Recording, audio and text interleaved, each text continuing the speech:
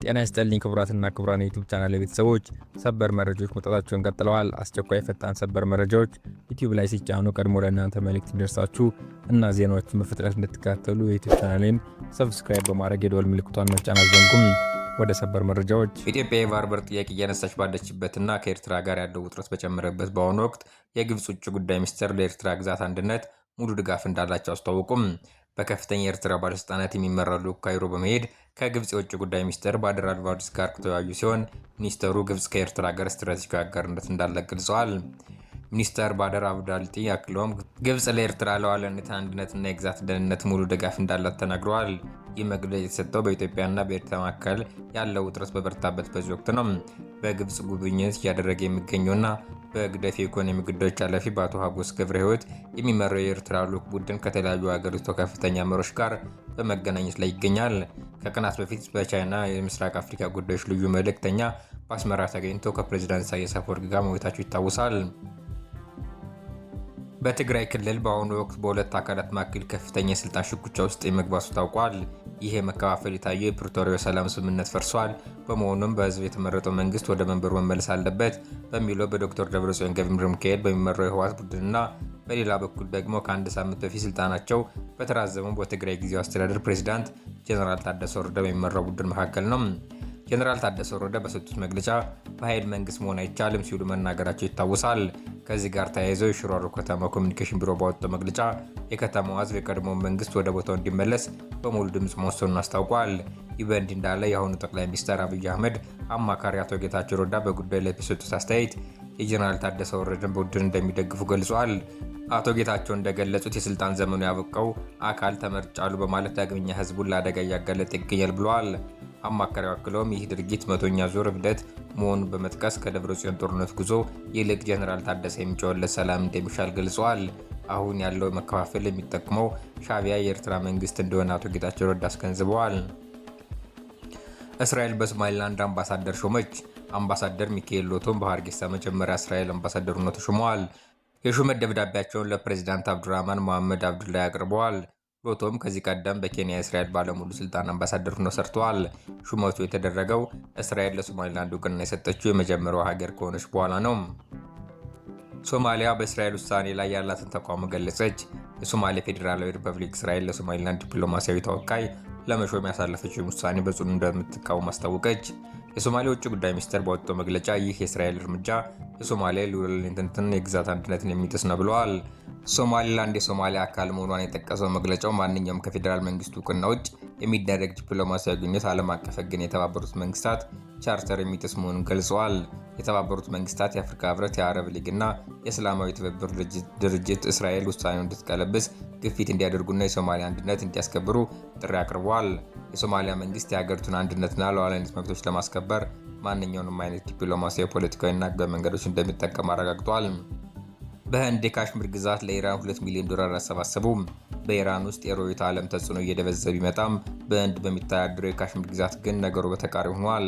የኢራኑ የበላይ መሪ አሊ ሀሚኒ መገደልን ተከትሎ በካሽሚር የሚገኙ የሺዓ ማህበረሰብ አባላት ለኢራን ድጋፍ የሚውል ወደ $2 ሚሊዮን የሚጠጋ ገንዘብ በአጭር ጊዜ ውስጥ በማሰባሰብ ለዓለም አስገራሚ የሆነ የርዕዮተ ዓለም ቁርኝታቸውን አሳይተዋል። ይህ የካሽሚር አካባቢ ከኢራን ጋር ባለው ጥልቅ ሃይማኖታዊና ባህላዊ ትስስር ምክንያት ኢራን ሳጊር ትንሿ ኢራን የሚል ቅጽል ሰጥቶታል። በየመንደሩ በተዘጋጁ የገንዘብ ማሰባሰቢያ መድረኮች ላይ የሀሚኒ ምስሎች ጎልተው የታዩ ሲሆን ነዋሪዎች ያላቸውን ጥሬ ገንዘብ፣ የወርቅ ጌጣጌጦችን አልፎ ተርፎም የቤት ውስጥ የመዳብ ቁሳቁሶችን ጨምሮ በመስጠት ለኢራን ያላቸውን ታማኝነት አረጋግጠዋል። በቀይ ባህር ላይ የሚያልፍ መርከብ አይኖርም። የኢራን ጦር የኢራን ቀይ ባህር ወደብ ልትዘጋ እንደምትችል አስጠንቅቃለች። የኢራን ጦር ማዕከላዊ ኮማንዶ አዛዥ አሊ አብዱላሂ ኢራን ቀይ ባህርን፣ ገልፍን እና የኢራን ባህርን ትዘጋለች ሲሉ ተናግረዋል። አብዱላሂ በብሔራዊ ቴሌቪዥን በተላለፈ መግለጫቸው የኢራን ባህር ላይ ንግድ ከታገደ ወደ ኢራን ወደቦች የሚገቡና የሚወጡ መርከቦችን እንዘጋለን ብለዋል። አዛዡ በቀይ ባህር ላይ የሚያልፍ መርከብ አይኖርም በማለት ገልጸዋል። አሜሪካ የጸጥታ ስጋት መፍጠሯን ከቀጠለች የተኩስ አቁሙን እንደጣሰች እንቆጥረዋለን ነው ያሉት። አክለውም ኃይለኛ የኢራን ጦር የትኛውንም ገቢና የውጭ ንግድ አይፈቅድም ሲሉ በመግለጫቸው አንስተዋል። የእስራኤል ጠቅላይ ሚኒስትር ቤንያሚን ኔታንያሁ ከሊባኖስ ፕሬዝዳንት ጆሴፍ አውን ጋር ዛሬ እንደሚገናኙ የእስራኤል ደህንነት ምክር ቤት አባል ተናገሩ። ይህ የተባለው የአሜሪካው ፕሬዝዳንት ዶናልድ ትራምፕ በማህበራዊ ትስስር ገጻቸው የእስራኤልና ሊባኖስ መሪዎች ሐሙስ እንደሚገናኙ ካሳወቁ በኋላ ነው። ትራምፕ ረቡዕ ምሽት በትሩዝ ሶሻል ሚዲያ ማህበራዊ ትስስር ገጻቸው በለጠፉት ጽሑፍ መሪዎች ከ10 ዓመታት በኋላ ለመጀመሪያ ጊዜ ዛሬ ሐሙስ ይነጋገራሉ ብለዋል። ፕሬዚዳንቱ በእስራኤልና ሊባኖስ መካከል ትንሽ እስትንፋስ እንዲኖር እየሞከርኩ ነው። የሁለቱ ሀገራት መሪዎች ከተነጋገሩ በጣም ረጅም ጊዜ ሆኗል። 34 ዓመት ገደማ ዛሬ ሐሙስ ይካሄዳል ብለዋል። ይህ ፕሬዚዳንት መግለጫው እስራኤልና ሊባኖስ ከ3 አስርተ ዓመታት በኋላ ለመጀመሪያ ጊዜ በዋሽንግተን ዲሲ ዲፕሎማሲያዊ ንግግር ካደረጉ ቀናት በኋላ የተሰጠ ነው። ፕሬዚዳንቱ ይህን ቢሉም ሊባኖስ ይደረጋል የተባሉ ንግግር ላይ የምታውቀው ነገር እንደሌለ ጠቁማለች። በሊባኖስ ፕሬዚዳንታዊ ጽሕፈት ቤት የሚሰሩ አንድ ባለስልጣን ሀገራቸው ከእስራኤል ጋር ሊደረግ ነው ስለተባሉ ንግግር አታውቅም ሲሉ ንግግሩ ላይ ያለውን ጥርጣሬ ለቢቢሲ ገልጸዋል። የሁለቱ ሀገራት ታሪካዊ ንግግር በእስራኤልና በኢራን የሚደገፈው ሄዝቡላ መካከል ያለውን ጦርነት ለማስቆም ያለመ ነው። አሁን የእስራኤል ካቢኔ አባል ለሀገሪቱ ጦር ራዲዮ የመሪዎችን ግንኙነት ማሳወቃቸውን ተከትሎ ንግግሩ ሊካሄድ የመቻል ዕድሉ ጨምሮ ታይቷል ብለዋል። ኢራን በበኩሏ ከዋሽንግተን ጋር የተደረሰው የሁለቱ ሳምንት የተኩስ አቁም ስምምነት ሊባኖስንም እንዲያካትት የማድረግ ጉዳይን አሜሪካ ማስከበር እንዳለባት ተናግራለች።